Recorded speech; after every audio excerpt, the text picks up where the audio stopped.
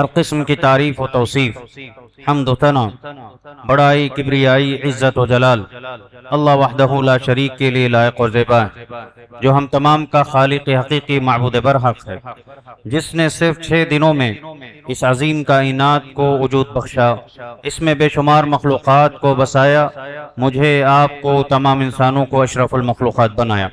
بعدہ انگنت درود و سلام ہوں تمام انبیاء علیہم السلام پر، خصوصاً نبی آخر الزمان رحمت للعالمین سید المرسلین امام الانبیاء جناب محمد رسول اللہ صلی اللہ علیہ وسلم کی ذات گرامی پر کہ آپ علیہ السلام نے اللہ رب العزت کی امانت، اس کی شریعت، کتاب و سنت کی تعلیمات کو ہم تک کما حقہ پہنچا دیا۔ معزز حاضرین، خطبہ مسنونہ کے بعد میں نے آپ کے سامنے سورہ آل عمران کی ایک آیت پڑھی جو بڑی مشہور ہیں، اور بطور خاص جب محبت رسول پر گفتگو کی جاتی ہے تو اس آیت کو ذکر کیے بغیر یہ عنوان، یہ موضوع ناقص ہے، نامکمل۔ اللہ رب العزت نے اس آیت میں فرمایا قُلْ إِن كُنْتُمْ تُحِبُّونَ اللَّهَ فَاتَّبِعُونِي يُحْبِبْكُمُ اللَّهُ۔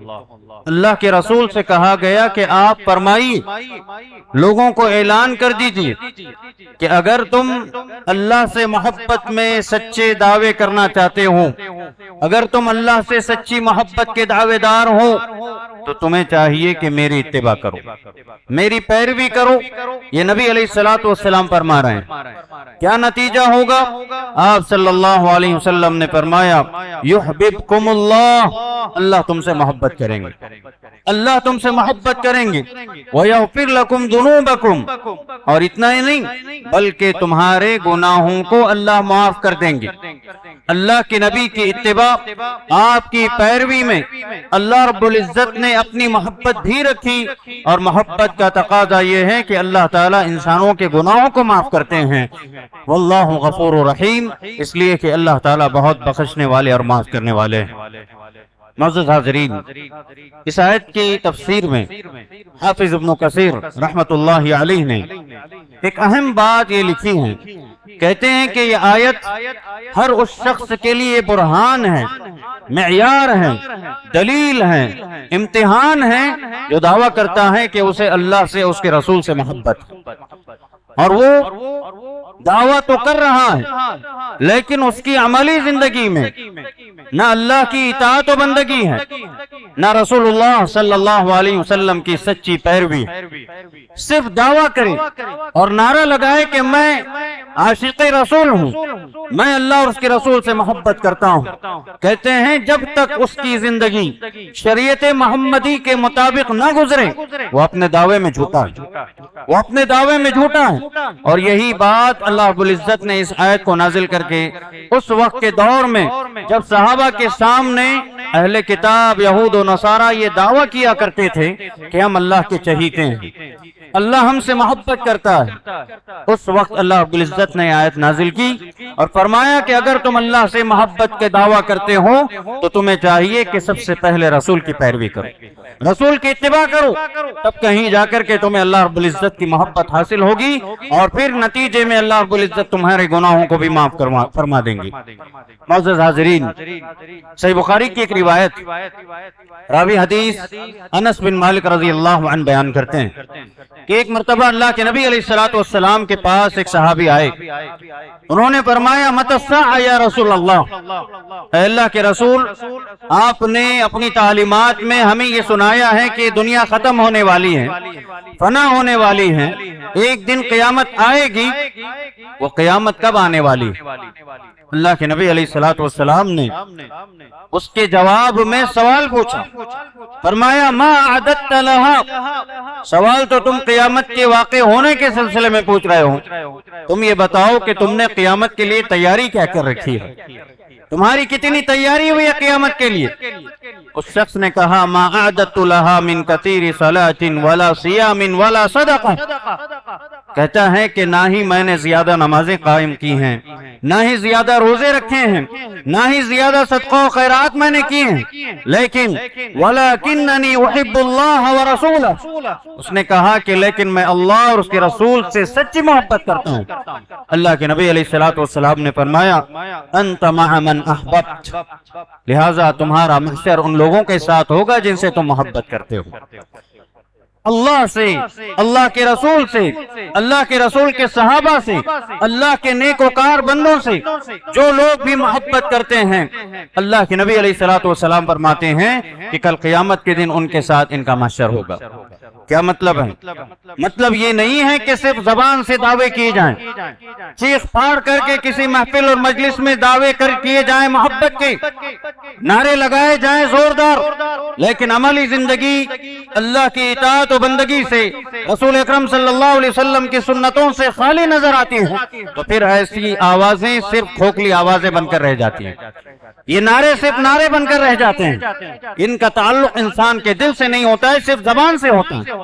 اللہ کے نبی نے یہی فرمایا کہ تم اگر اللہ اس کے رسول سے محبت کرتے ہو اور سچی محبت، اور اس محبت میں تم نے اپنی زندگی ان کے بتائے گئے طریقے کے مطابق گزاری ہوں، تو اللہ رب العزت بھی تمہارا محشر آسان کرے گا، اور جن سے تمہاری محبت ہے انہی کے ساتھ اللہ تمہیں اٹھائے گا۔ اور اسی طرح صحیح بخاری کی ایک روایت ہے، واقعہ عبداللہ بن ہشام رضی اللہ عنہ بیان کرتے ہیں کہ ایک مرتبہ اللہ کے نبی علیہ السلام اپنے کچھ صحابہ کے ساتھ چل رہے تھے، اسی محفل میں، اسی مجلس میں عمر رضی اللہ عنہ بھی موجود تھے۔ آپ نے اللہ کے نبی علیہ السلام کا ہاتھ پکڑا اور کہا لَأَنْتَ أَحَبُّ إِلَيَّ مِنْ كُلِّ شَيْءٍ إِلَّا مِنْ نَفْسِي، کہتے ہیں اللہ کے رسول صلی اللہ علیہ وسلم، آپ اس کائنات میں موجود ہر چیز سے بڑھ کر میرے نزدیک زیادہ محبوب، سوائے میری جان، سوائے میری جان کے آپ اس کائنات میں ہر چھوٹی بڑی چیز سے بڑھ کر میں آپ سے محبت کرتا ہوں۔ اللہ کے نبی علیہ السلام نے فرمایا کہ عمر ابھی تمہارا ایمان مکمل نہیں ہوا ہے۔ سبحان اللہ۔ عمر رضی اللہ عنہ خلیفۃ الثانی، جن سے شیطان ڈر کر کے راستہ بدل لیتا تھا، ایسے شخص سے اللہ کے نبی علیہ السلام فرما رہے ہیں کہ تم نے دعویٰ تو کیا ہے لیکن اس دعوے میں ابھی مکمل نہیں ہوئے۔ پھر اس کے بعد عمر رضی اللہ عنہ نے اپنے جملے کو درست کیا اور فرمایا کہ اللہ کے نبی علیہ السلام، اب میں زندگی کائنات کی تمام چیزوں سے بڑھ کر اور اپنی جان سے بڑھ کر کے بھی آپ سے محبت کرتا ہوں۔ اللہ کے نبی علیہ السلام نے فرمایا الآن یا عمر، اے عمر اب تمہارا ایمان مکمل ہوا۔ اور یہی بات قرآن کریم میں اللہ رب العزت نے فرمایا النبی اولی بالمؤمنین من انفسہم، نبی کا مقام و مرتبہ اتنا اونچا ہے کہ مومنوں کی جانوں سے زیادہ نبی کا حق بنتا ہے کہ نبی کے حکم پر اگر کوئی مسلمان، ایک مومن اپنی جان بھی گوا دے نبی کی سنت کی حفاظت کی خاطر، نبی کی لائی ہوئی شریعت کی خاطر، اگر اس نے اپنی جان بھی گوا دی، جان کی قربانی دی، تو اللہ کے نبی علیہ اللہ رب العزت فرما رہے ہیں کہ یہ اس کا حق ہے کہ نبی کے لیے وہ اپنی جان میں قربان کر دے۔ اور اس کی کئی مثالیں ہمیں صحابہ کرام کی زندگیوں میں بہت ساری مثالیں ملتی ہیں۔ محترم حاضرین، محبت رسول صرف اللہ رب العزت سے محبت کا دعویٰ کرنا کافی نہیں ہے، نہ ہی صرف رسول اللہ صلی اللہ علیہ وسلم سے محبت کا دعویٰ کرنے سے ایک انسان کامیاب ہو جاتا ہے، بلکہ یہ ہے کہ محبت کا لازمی تقاضا اللہ کی معرفت، رسول کی معرفت اور پھر ان کی اطاعت ضروری ہے۔ خطبہ جمعہ جب چلتا ہے تو آپس میں باتیں کرنا یا پھر موبائل فونز وغیرہ استعمال کرنا یا پھر کسی چیز سے کھیلنا، یہ جمعہ کے آداب کے خلاف، گویا کہ آپ کا جمعہ میں حاضر ہو کر کے پورے اجر و ثواب کو ضائع کرنے کے مطابق ہے۔ یہ کچھ وقت ہے جو اللہ کی عبادت و بندگی کے لیے ہم یہاں شریک ہوتے ہیں، لہٰذا ان آداب کا پورا لحاظ کریں۔ یہ ہماری عید کا موقع ہے، مسلمانوں کے لیے ہفتہ بھر میں اللہ رب العزت نے رکھے۔ اگر آپ نے کسی کو بات کرتے ہوئے دیکھا اور آپ نے اسے خاموش کرایا تب بھی آپ کا جمعہ چلا گیا۔ اسی لیے بھلائی اسی میں ہے، اجر و ثواب ہماری زندگی میں بہت کم نیکیوں کا موقع ہمیں ملتا ہے، تو ایسے عظیم اجر و ثواب کو یوں ہی ضائع نہ کریں، لمحے بھر میں ضائع نہ کریں۔ یہ گزارش ہے آپ سے، لہٰذا یہ اللہ رب العزت کی آداب اور اس کے جو احکام اصول ہیں جمعہ سے متعلق ان کی پابندی بھی ہے۔ تو میں عرض کر رہا تھا کہ محبت کا لازمی تقاضا، سب سے پہلا تقاضا یہ ہے کہ جہاں ہم اللہ سے محبت کا دعویٰ کرتے ہیں، ہمیں اپنے آپ سے سوال کرنا ہے کہ ہم نے اپنے رب کو کتنا پہچانا ہے، ہم اپنے رب کی کتنی سنتے ہیں، ہم اپنے رب کے دین پر کتنا عمل کرتے ہیں۔ یہ ہمیں اور ہم میں سے ہر ایک کو اپنے نفس سے سوال پوچھنا ہے۔ اگر ان کے صحیح جواب آتے ہیں تو پھر یہ دل کو اطمینان دیجئے کہ تمہارے اپنے دعوے میں میں سچا ہوں، تم اپنے دعوے میں سچے ہو۔ وہیں اگر رسول سے محبت کا دعویٰ ہم کرتے ہیں، ہم میں سے ہر ایک کو اپنے دل سے یہ پوچھنا چاہیے کہ ہم نے اپنے رسول کو کتنا پہچانا ہے، ہم نے اپنے رسول کی سنتوں پر اپنی زندگی میں کتنا عمل کیا ہے اور کتنی سنتوں کو ہم نے ترک کر دیا اور چھوڑ دیا۔ اگر ان کے صحیح جوابات آتے ہیں، اگر اس میں کوتاہی ہے توبہ کر لی جائے، فوراً صحیح راستے پر آیا جائے اور رسول کے طریقے کے مطابق زندگی گزارا جائے، تب انشاءاللہ دل کو یہ اطمینان پہنچے گا اور یہ امید کی جا سکتی ہے کہ انسان اپنے دعوے میں سچا۔ محترم حاضرین، نبی علیہ الصلوۃ والسلام نے جو شریعت کے بنیادی اصول بتائے ہیں، ان میں یہی باتیں کہ ایک بندے کو اللہ کی معرفت، اللہ کے سلسلے میں معلومات ہو۔ آج جو لوگ شرکیہ کاموں میں مبتلا ہیں، کیوں؟ اس کی کیا وجہ ہے؟ وجہ ایک ہی نظر آتی ہے کہ انہوں نے اللہ رب العزت کا جو حق ہے اس کو ادا نہیں کیا، اللہ رب العزت کا صحیح تعارف ان کو نہیں ملا، اللہ کی قدرتوں کا ان کو، اللہ کے کمالات کا کوئی اندازہ نہیں۔ اسی لیے معمولی سے دھاگوں پر، معمولی سے کاجل پر، کچھ چادروں پر، کچھ پھولوں پر لوگ بھروسہ کر کے اپنی زندگی گزار دیتے ہیں اور انجام آخرت میں اس کا بڑا بھیانک نظر آتا ہے۔ لہذا اللہ پر کامل یقین، کامل بھروسہ ایک مسلمان کو سیکھنا چاہیے۔ اور وہیں رسول اکرم صلی اللہ علیہ وسلم نے جو بات بتائی کہ دین کی بنیاد 3 چیزوں پر، ہمارا جو دین ہے یہ 3 چیزوں پر قائم ہے۔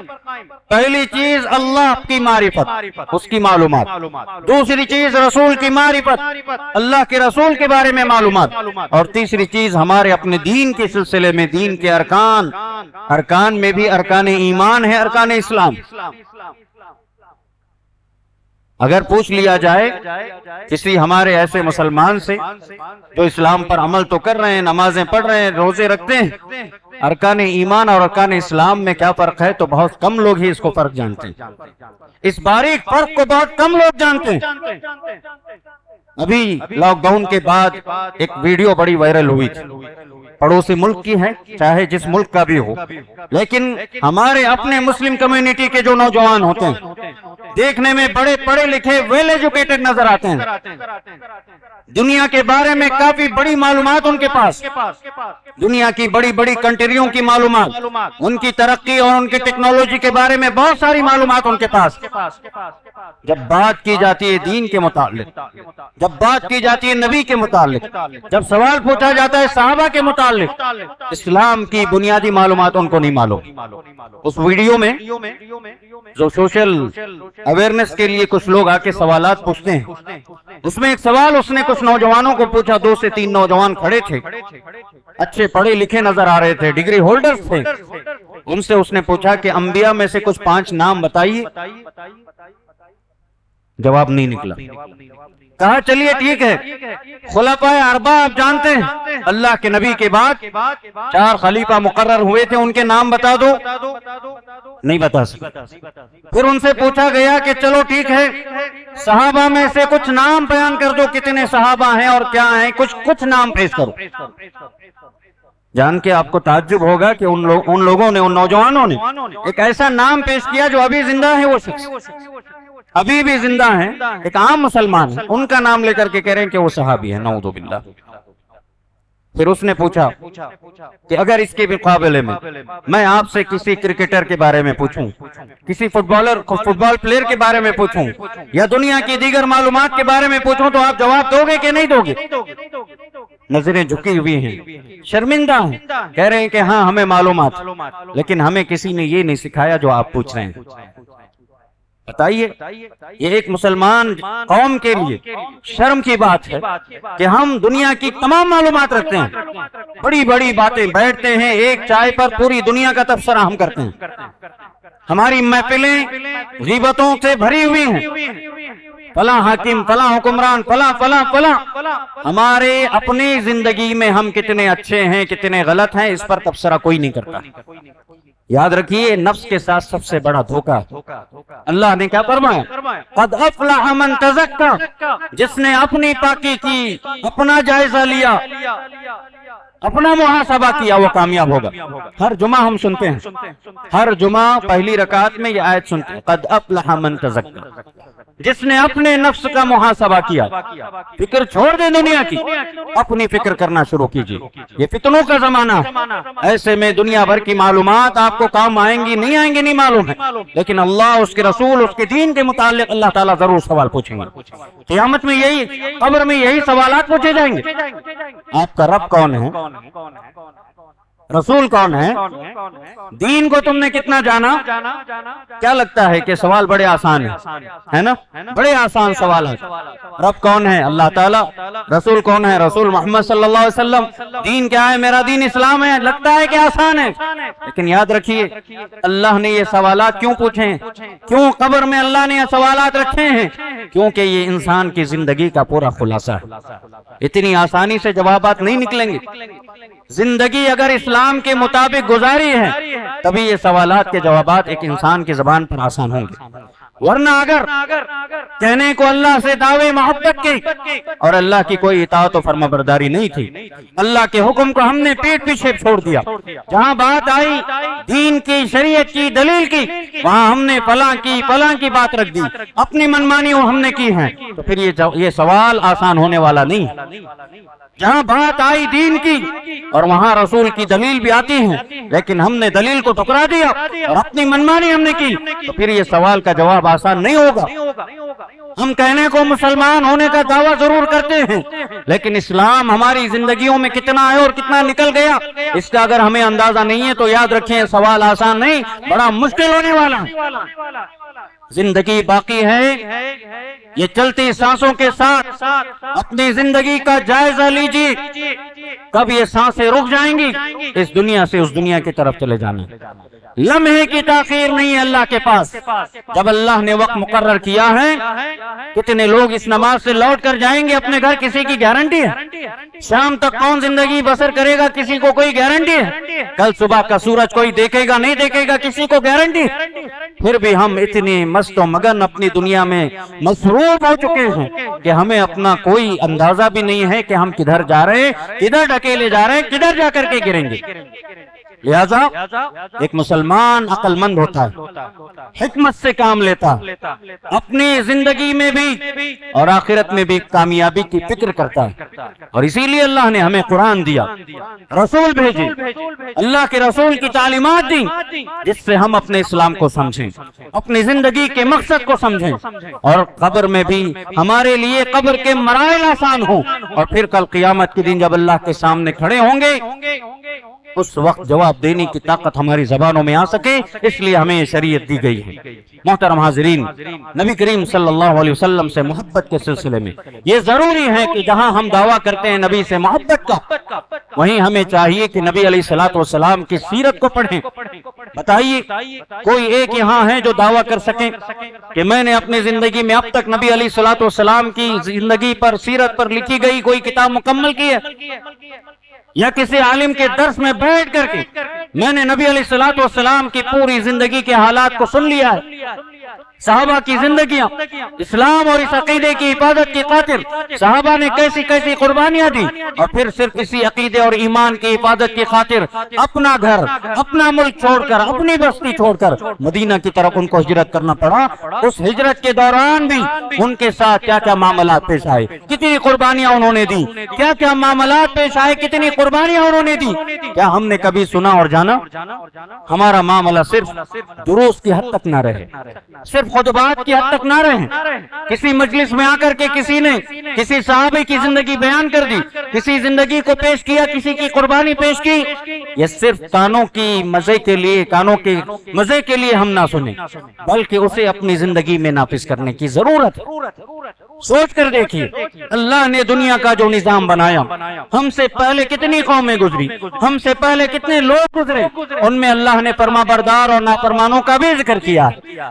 فرما بردار لوگوں کے ساتھ اللہ کا کیا معاملہ رہا، اللہ نے اس کا تذکرہ کیا۔ نافرمانوں کے ساتھ اللہ کے کیسے کیسے عذابات ان پر نازل ہوئے، اللہ نے ان کا ذکر کیا۔ وجہ کیا؟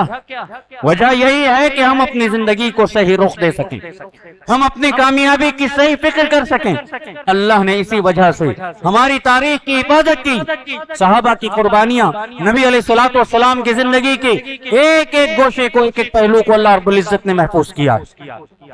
اب ہماری یہ ذمہ داری ہے، اگر ہم اس غفلت کے ساتھ زندگی گزاریں گے، کیا سوچتے ہیں کہ ہمارے بعد آنے والی نسل نبی کے نام کو تک جانیں گی؟ وہی حال ہوگا جو ابھی ہم نے واقعہ سنا، وہی حال ہوگا۔ نہ اللہ کے بارے میں معلومات ہوں گی ہماری آنے والی نسلوں کو، نہ نبی کا کوئی پتہ ہوگا، نہ دین کے بارے میں کوئی باتیں جانتے ہیں۔ اور قیامت ایسی لوگوں پر قائم ہوگی جہاں اللہ اللہ کہنے والا کوئی دنیا میں باقی نہ رہے، اس وقت قیامت کی گھڑی قائم ہوگی۔ لہذا مجھے اور آپ کو زندگی رہتے ان چیزوں پر غور کرنے کی ضرورت ہے۔ اللہ رب العزت نے محبت رسول کا ایک اہم معیار، ایک اصول دیا اور فرمایا وَمَا آتَاكُمُ الرَّسُولُ فَخُذُوهُ وَمَا نَهَاكُمْ عَنْهُ فَانْتَهُوا۔ رسول تمہیں جو کچھ دے اسے لے لو، اور جن سے نبی نے منع کیا ان سے رک جاؤ۔ یہی معیار ہے میرے بھائی۔ زندگی میں محبت رسول کے دعوے کرنا آسان کام ہے، لیکن زندگی سنت رسول کے مطابق گزارنا مشکل کام۔ جو کام صحابہ نے کیا، جو کام اللہ کے اولیاء نے کیا، جو کام اللہ کے نیک لوگوں نے کیا، ہمیں بھی چاہیے اگر ہم کامیاب ہونا چاہتے ہیں، دعوے میں سچے ہونا چاہتے ہیں، تو اولین تقاضا یہ ہے کہ نبی نے جو دیا اسے لے لیا جائے، اور جس سے منع کیا اس سے رکا جائے۔ صرف صبح و شام کی زندگی پر غور کر کے دیکھیں، کتنے ایسے کام ہیں جو نبی نے ہمیں بتائے اور ہم سے چھوٹ رہے ہیں، اور کتنے ایسے کام ہیں جو نبی نے منع کیے ہیں اور ہم باقاعدہ کرتے ہیں اور پوری ڈٹائی سے کرتے ہیں، علیہ اعلان کرتے ہیں۔ پھر دعویٰ ہے محبت رسول کا، پھر دعویٰ ہے اسلام پر عمل کرنے کا۔ کیا ہم اس دعوے میں سچے ہیں؟ یہ ہمیں غور کرنے کی ضرورت ہے۔ اللہ کے رسول صلی اللہ علیہ وسلم نے فرمایا کل امتی یدخلون الجنہ الا من ابا، کہ میری امت تمام کے تمام جنت میں داخل ہو جائے گی سوائے اس کے جس نے انکار کیا، سوائے اس کے جس نے انکار کیا۔ غور کیجئے، صحابہ کرام بڑے فکر مند تھے اپنی آخرت کو لے کر، فوراً سوال پوچھ بیٹھے اسی مجلس میں، قالوا یا رسول اللہ ومن یابا، اے اللہ کے نبی آپ کا بھی کوئی انکار کرنے والا ہے؟ آپ کو بھی کوئی انکار کرے گا؟ کون ہے ایسا بدبخت شخص؟ نبی علیہ الصلوۃ والسلام نے فرمایا من اطاعنی دخل الجنہ ومن عصانی فقد ابا، کہ جس نے میری اطاعت کی، میری سنتوں کی حفاظت کی، میرے طریقے کے مطابق زندگی گزاری، وہ جنت میں داخل ہوگا، اور جس نے میری نافرمانی کی، میری سنتوں کو پیٹھ پیچھے چھوڑ دیا، گویا اس نے مجھے انکار کیا، میرا اس نے انکار کیا۔ اللہ اکبر، یہ بہت اہم چیز ہے میرے بھائیو۔ جہاں نبی علیہ الصلوۃ والسلام خوشخبری دے رہے ہیں، وہیں آپ صلی اللہ علیہ وسلم نے جہنم کی وعید بھی سنائی ہے ایسے شخص کے سلسلے میں جس نے نبی کی تعلیمات کا انکار کر دیا۔ اور ہم ہر خطبہ نکاح کی مجلس میں یہ حدیث ضرور سنتے ہیں، چھوٹی سی حدیث، اور صرف وہ نکاح کی مجلس کے لیے نہیں، زندگی کے تمام معاملات کے لیے۔ اللہ کے نبی نے کیا فرمایا؟ ومن رغب عن سنتی فلیس منی، جس نے میری سنتوں کو ترک کر دیا وہ مجھ سے ہو نہیں سکتا ہے، مجھ سے اس کی نسبت ہو نہیں سکتی ہے، گرچہ وہ ہزار دعوے کریں میں رسول کا سچا محب ہوں، رسول کا سچا فرما بردار ہوں، دعوے ہزار کر لے، لیکن اگر اس نے اپنی زندگی میں میری سنتوں کو ترک کر دیا ہے، میری سنتوں سے محبت ہی نہیں کرتا ہے، تو پھر مجھ سے محبت کے دعوے میں وہ جھوٹا ہے۔ معزز حاضرین، اگر ہم احادیث کا مطالعہ کریں، دیکھیں تو صحیح مسلم میں ایک واقعہ ایسا ملتا جو محبت رسول کا ایک سچا مظہر اور سچا واقعہ۔ کچھ صحابہ کرام اللہ کے نبی صلی اللہ علیہ وسلم کے ساتھ ایک مجلس میں بیٹھے ہوئے تھے، اتنے میں ایک شخص وہاں حاضر ہوئے۔ نبی علیہ الصلوۃ والسلام نے دیکھا کہ ان کے ہاتھ میں سونے کی انگوٹھی پہنی ہوئی، آپ صلی اللہ علیہ وسلم نے اسے ان کے ہاتھ سے نکال دیا اور پھینک دیا۔ پھینک کر کے کہا کہ تم میں سے کوئی شخص یہ کیسے پسند کرتا ہے کہ جہنم کی آگ اس کے ہاتھ میں جلے؟ اللہ کے نبی صلی اللہ علیہ وسلم چلے گئے، وہ صحابی بھی جانے لگے، جو دوسرے صحابہ بیٹھے تھے انہوں نے کہا کہ اللہ کے بندے، اللہ کے نبی نے پھینک تو دیا لیکن پہننے سے منع کیا ہے، اس کو لے کر کے استعمال کر سکتے ہو۔ جانتے ہیں اس شخص نے کیا کہا؟ اللہ اکبر، مجھے اور آپ کو ایسا کردار ادا کرنے کی ضرورت ہے۔ اس شخص نے کہا لا واللہ لا آخذہ ابدا وقد طرحہ رسول اللہ صلی اللہ علیہ وسلم، میں اس چیز کو ہرگز نہیں لوں گا، اللہ کی قسم، جس کو نبی نے پھینک دیا۔ سونا تھا میرے بھائیو، کوئی معمولی چیز نہیں تھی۔ آج ہماری کرنسی جس چیز پر بیسڈ ہے وہ سونا ہی ہے، گولڈ۔ ان کی بھی اہمیت اللہ کے نبی کے صحابہ کے دلوں میں نبی کی محبت سے بڑھ کر کے نہیں۔ نبی نے پھینک دیا، سونا ہو، ہیرے ہو، جواہرات ہو، اسے ہاتھ تک نہیں لگاتے، نہ اس کی طرف نظر کرتے۔ یہ نبی کے سچی محبت کی ایک علامت اور نشانی ہمیں نظر آتی ہے۔ اسی طرح سے تاریخ کی کتابوں میں واقعہ منقول، غزوہ احد کا موقع، جنگ احد، واقعہ بڑا تفصیلی جس میں صحابہ کرام نے جیتی ہوئی جنگ تھی لیکن اللہ کے نبی کی تھوڑی سی نافرمانی کی وجہ سے ہار چکے۔ نبی نے کہا تھا کہ اس پہاڑ پر کچھ 50 تیر اندازوں کو میں رکھ رہا ہوں، چاہے ہم جنگ جیتیں یا ہاریں تمہیں یہاں سے نہیں اترنا۔ شروع میں تو یہ لگا کہ مسلمان جنگ جیت چکے، اسی لیے وہ تیر اندازوں میں سے کچھ لوگ بکھر گئے۔ ان کو لگا کہ جنگ جیت چکے ہیں، اب کھڑے ہونے کا کوئی مطلب نہیں، یعنی ان سے تھوڑی سی بھول ہو گئی۔ نبی نے کہا تھا کہ ہر حال میں تمہیں کھڑے ہونا۔ اتر گئے اور اسی کو موقع جان کر خالد بن ولید جو ابھی مسلمان نہیں ہوئے تھے وہ پہاڑ کے پچھلے حصے سے آ کر کے انہوں نے مسلمانوں پر حملہ کیا، یعنی ادھر بھی کافر ادھر بھی مشرکین اور درمیان میں مسلمان پس گئے اور جیتی ہوئی جنگ ہار چکے۔ یہ پوری جنگ کا سبق یہی ہے کہ نبی علیہ السلام کی نافرمانی کا نتیجہ مسلمانوں نے اپنی زندگی میں دیکھا نبی جب موجود تھے۔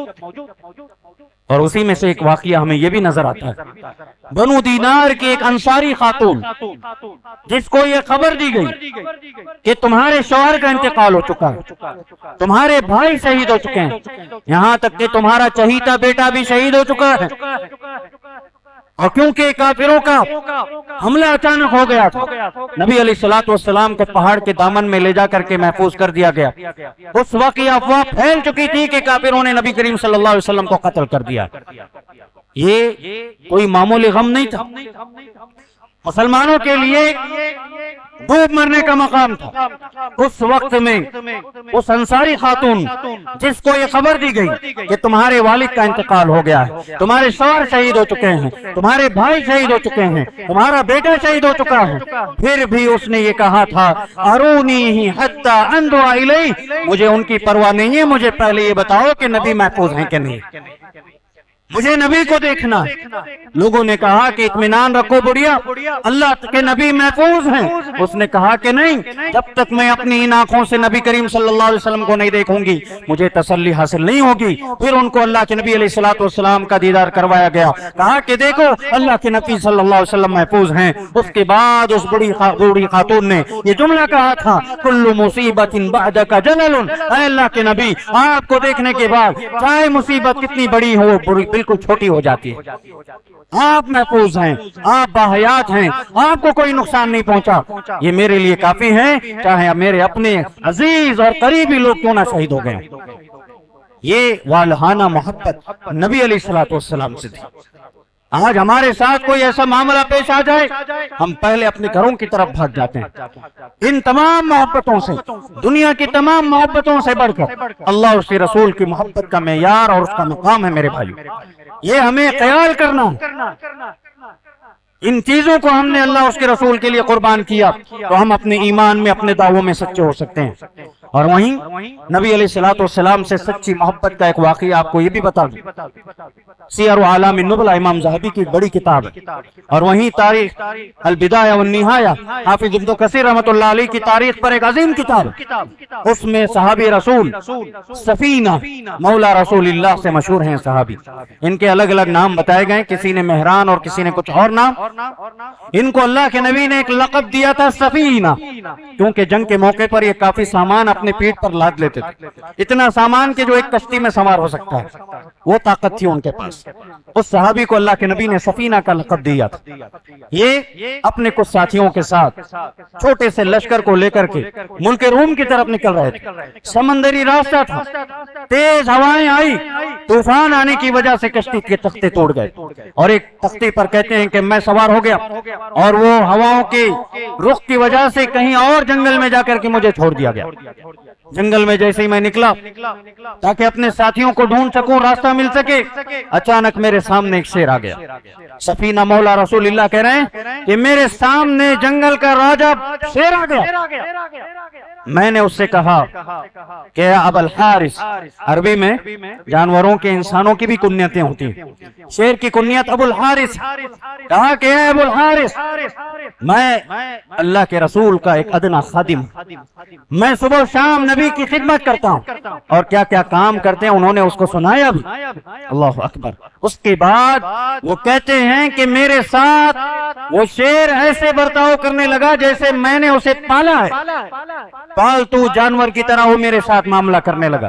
میرے تلوے اس نے، میرے پیر اس نے چاٹنے شروع کر دیے، اور پھر اپنے کندھے سے میرے پیر کو ڈھکیلتے ہوئے وہ راستے کی طرف لے کر کے چلا۔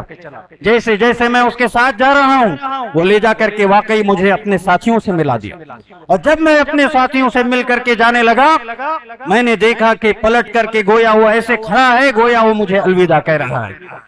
میرے بھائیوں، بتانا مقصود یہ ہے اس واقعے سے، یہ سبق ہمیں ملتا ہے کہ اگر ہمارے دل میں نبی کی سچی محبت بھی ہو تو کیونکہ نبی رحمت للعالمین ہیں، انسان نہیں جانور بھی نبی علیہ الصلوۃ والسلام کے مقام کا اعتبار کرتے ہیں، ان کے پاس بھی نبی علیہ الصلوۃ والسلام کا مقام بڑا اونچا ہے۔ اور وہیں اللہ رب العزت نے قرآن کریم سورہ نور میں نبی علیہ الصلوۃ والسلام کی نافرمانی پر کافی شدید وعید اللہ تعالیٰ نے سنائی۔ فرمایا فَلْيَحْذَرِ الَّذِينَ يخالفون عن امره ان تصيبهم فتنة او يصيبهم عذاب الیم، کہ ان لوگوں کو ڈرنا چاہیے، بچنا چاہیے جو اللہ کے رسول کا حکم آ جانے کے بعد بھی نافرمانی کرتے ہیں، ان کو کوئی فتنہ آ پکڑے یا پھر قیامت کے دن دردناک عذاب پہنچے، ان لوگوں کو ڈرنا چاہیے۔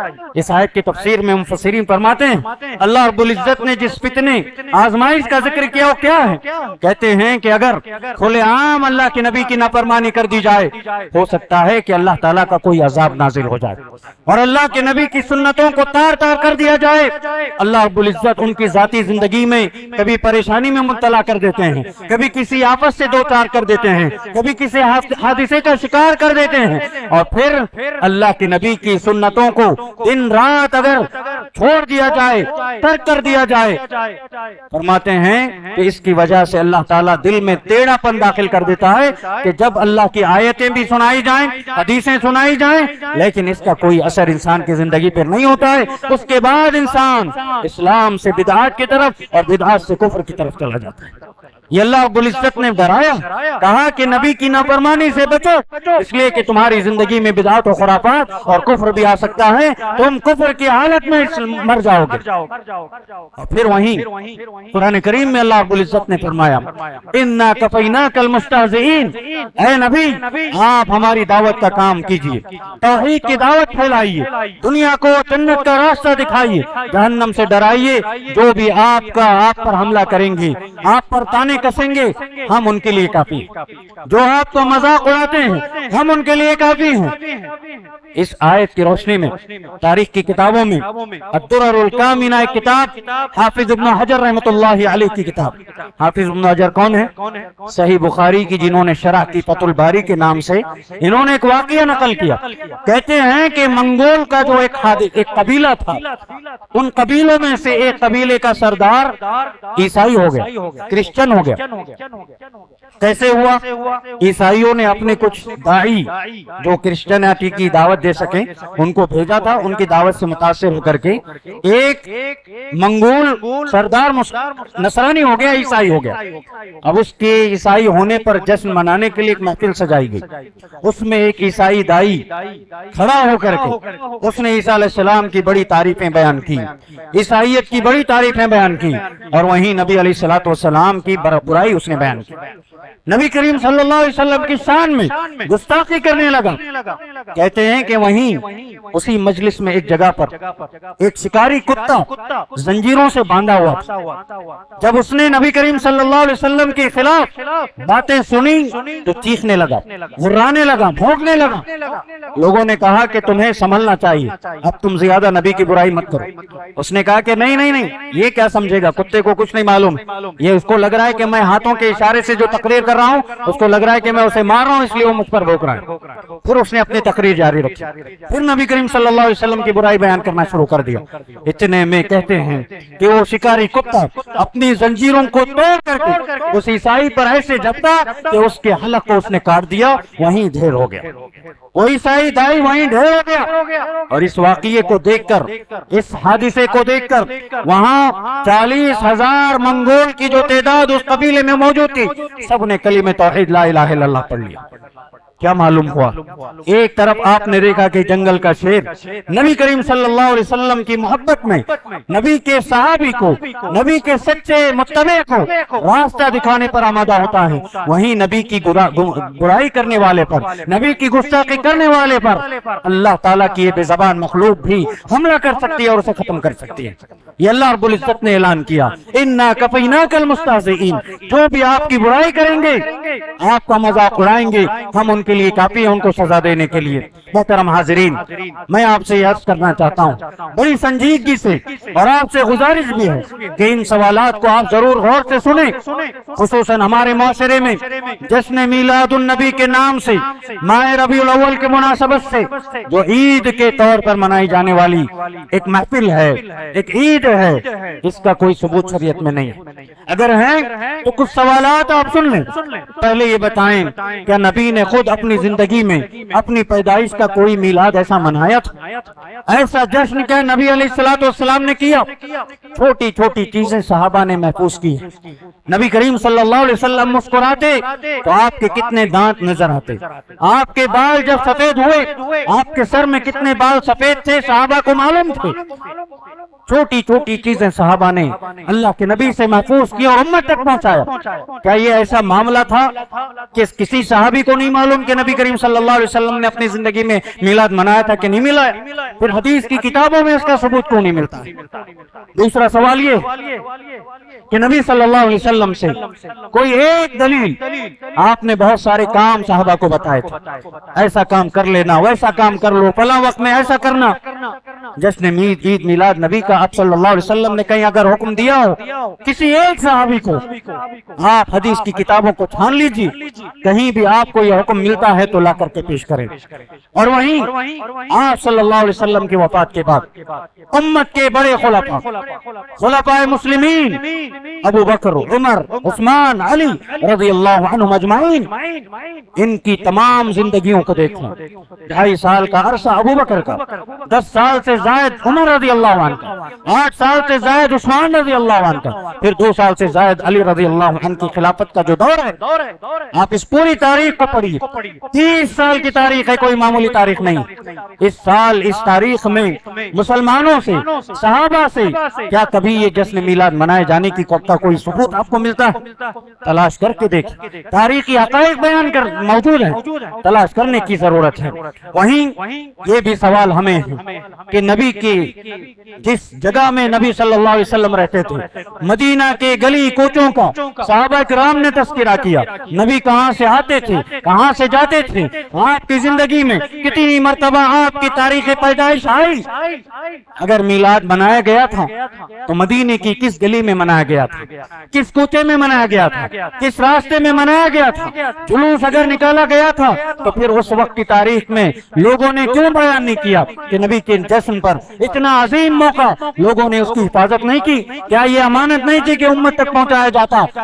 کیوں نبی صلی اللہ علیہ وسلم کے زمانے میں ثبوت نہیں ملتا ہے؟ اور پھر وہیں اگر آپ کہتے ہیں کہ نبی نے نہیں کیا، صحابہ نے اگر کیا ہے، تو پھر ہمیں بتاؤ کہ صحابہ کے جشن منانے کا طریقہ کیا تھا؟ طور طریقہ کیا تھا؟ ایک صحابی نے دوسرے سے روایت کیا، تیسرے نے چوتھے سے روایت کیا۔ صحابہ کے تمام حالات زندگی بڑی بڑی کتابوں میں محفوظ کر دیا گیا، لیکن صحابہ نے اگر یہ کیا تھا تو ان کا طور طریقہ کیا تھا، یہ ہمیں جاننے کی ضرورت ہے۔ پھر اگر صحابہ کی زندگی میں آپ ثابت نہیں کرنا چاہتے تو اس کے بعد کا دور ہے، ائمہ سلف ہیں، تابعین ہیں، تبع تابعین ہیں، مجتہدین ہیں، مفسرین ہیں، محدثین ہیں، فقہاء کرام ہیں، جنہوں نے شریعت کی کیسی کیسی حفاظت کی۔ کبھی یہ واقعات پڑھ کر کے دیکھیے، آپ کے رونگٹے کھڑے ہو جائیں گے، آپ کی عقل حیران ہو جائے گی کہ انسان ہی تھے کہ نہیں تھے۔ ایک ایک حدیث کے لیے کتنا دور دراز کا سفر کر کے صحابہ کرام، تابعین، تبع تابعین جایا کرتے تھے۔ یہ نبی سے محبت کی سچی دلیل تھی میرے بھائیو۔ آج محفل میں بیٹھ کر نبی کی ایک نہیں 10 حدیثیں ہم سنتے ہیں، لیکن عمل میں ہم وہی کچے اور کورے ہیں۔ ایک حدیث کی حفاظت کی خاطر میلوں سفر کر کے، مہینوں سفر کر کے صحابہ ائمہ تابعین جایا کرتے تھے۔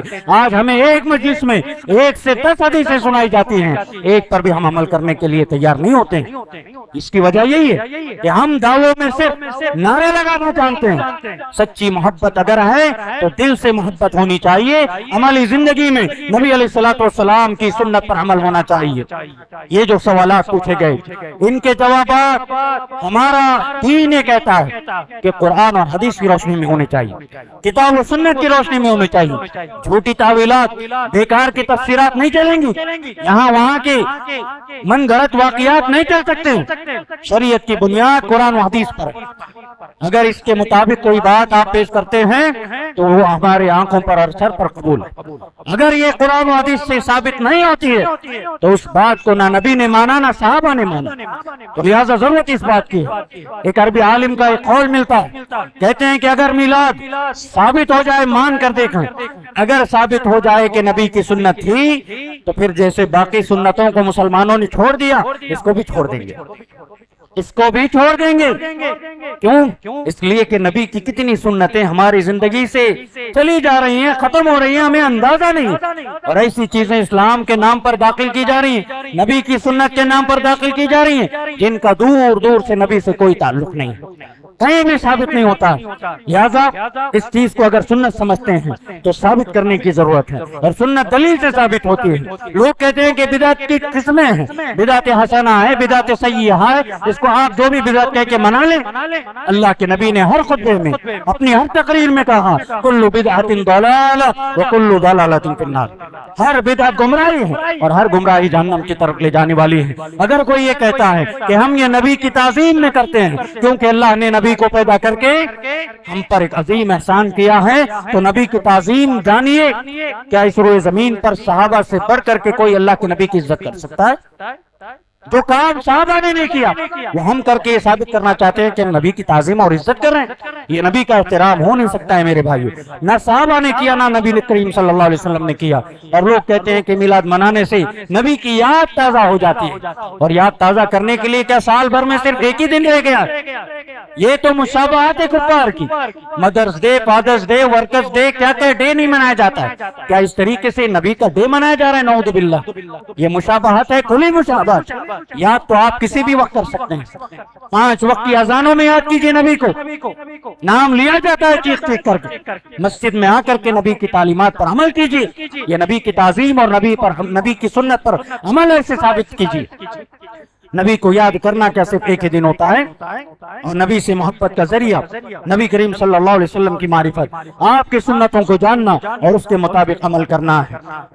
انس رضی اللہ عنہ کہتے ہیں کہ جس دن نبی کریم صلی اللہ علیہ وسلم کی وفات ہوئی، دنیا کا سب سے تاریک دن ہمیں وہی نظر آیا، سب سے اندھیرا۔ مسلمانوں کے دل اتنے غم سے پھول گئے تھے کہ کب پھٹ جائیں گے پتہ نہیں۔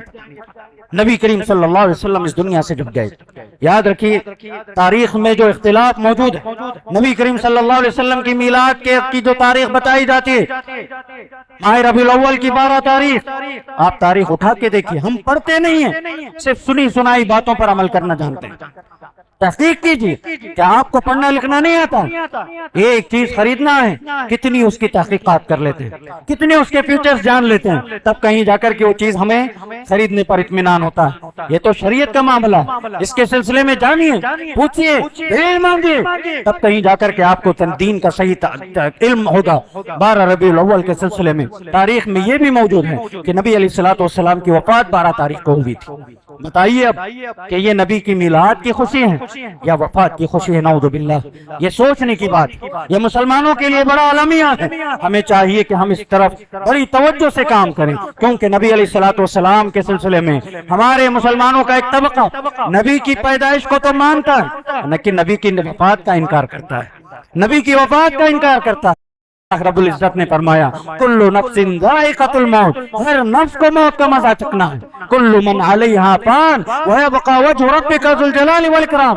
اللہ نے فرمایا کہ اس روئے زمین پر جتنے جاندار ہیں، نبی ہوں کہ فرشتہ ہوں کہ جن ہوں کہ انسان ہو، جانور ہوں حیوان ہو، کوئی بھی ہو، ہر ایک کو ختم ہونا ہے، ہر ایک کو فنا ہونا ہے، سوائے اللہ رب العزت کے کوئی باقی رہنے والا نہیں ہے۔ لہٰذا ہمیں چاہیے کہ اس مناسبت سے نبی کریم صلی اللہ علیہ وسلم کی زندگی کو تو ہم یاد کریں، لیکن صرف نعرے کی حد تک یہ چیز باقی نہ رہے، صرف دعووں کی حد تک یہ چیز نہ رہے، بلکہ ہمیں اپنی عملی زندگی میں نبی علیہ السلام کی سیرت کو نافذ کر کے اپنی زندگی کو کامیاب بنانے کی کوشش کریں۔ صحابہ کرام نے نبی کریم صلی اللہ علیہ وسلم سے صرف محبت کا دعویٰ نہیں کیا تھا، بلکہ دعوے سے بڑھ کر کے انہوں نے اپنی زندگیاں مکمل نبی کی خدمت میں لگائی تھی، نبی کی سنت کی حفاظت میں لگائی تھی، دین کی حفاظت میں لگائی تھی، دین کی تبلیغ کی حفاظت میں لگائی تھی۔ میرے بھائیوں، یہ فتنوں کا دور ہے، آج بدعتیں مسلمانوں کے معاشرے میں راج کر رہی ہیں،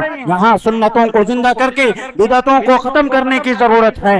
اگر ہم نے سنتوں کو چھوڑ دیا تو پھر دیر نہیں کہ بدعتیں ہم پر راج کریں گی۔ اللہ تعالیٰ سے دعا ہے کہ اللہ تعالیٰ تمام کو جو کچھ بھی باتیں قرآن و حدیث کی روشنی میں ہم سنتے ہیں، پڑھتے ہیں، سمجھتے ہیں، کما حق ہو ان پر عمل کرنے کے اللہ توفیق عنایت فرمائے۔ اللہ تعالیٰ جب تک زندہ رکھے، اسلام پر، ایمان پر، عقیدہ توحید پر باقی رکھے، سچا مسلمان بنائے، پکا مسلمان بنائے۔ اللہ تعالیٰ ہر شر سے، ہر فتنے سے، ہر فساد سے ہماری بھی، ہماری آنے والی نسلوں کی بھی حفاظت فرمانا۔ اللہ جب خاتمہ ہو حسن خاتمہ نصیب کرنا۔ انتقال کے بعد اللہ تعالیٰ ہم تمام کو عذاب قبر سے، عذاب جہنم سے بچا کر جنت الفردوس میں داخل نصیب فرمائے۔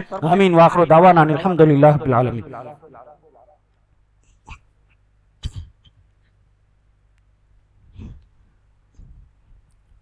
إن الحمد لله نحمده ونستعينه ونستغفره ونعوذ بالله من شرور أنفسنا ومن سيئات أعمالنا من يهده الله فلا مضل له ومن يضلل فلا هادي له أشهد أن لا إله إلا الله وحده لا شريك له وأشهد أن محمدا عبده ورسوله أما بعد فإن خير الحديث كتاب الله وخير الهدي هدي محمد صلى الله عليه وسلم وشر الأمور محدثاتها وكل محدثة بدعة وكل بدعة ضلالة وكل ضلالة في النار إن الله وملائكته يصلون على النبي يا أيها الذين آمنوا صلوا عليه وسلموا تسليما اللهم صل على محمد وعلى آل محمد كما صليت على إبراهيم وعلى آل إبراهيم إنك حميد مجيد اللهم بارك على محمد وعلى آل محمد كما باركت على إبراهيم وعلى آل إبراهيم إنك حميد مجيد اللهم انصر من نصر دين محمد صلى الله عليه وسلم وجعلنا منهم آمين واخذل من خذل دين محمد صلى الله عليه وسلم ولا تجعلنا معهم عباد الله رحمني ورحمكم الله إن الله يأمر بالعدل والإحسان وإيتاء ذي القربى